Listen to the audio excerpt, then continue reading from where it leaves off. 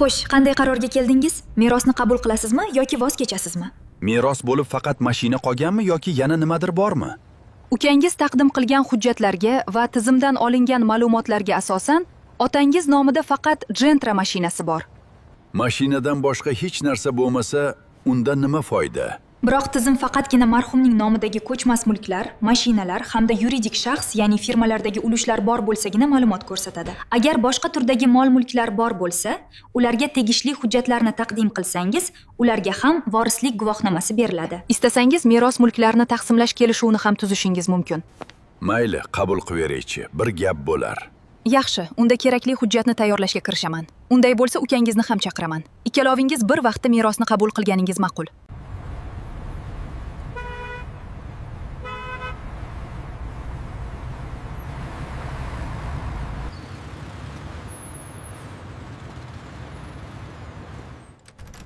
Yaxshimisiz? Kirsam bo'ladimi?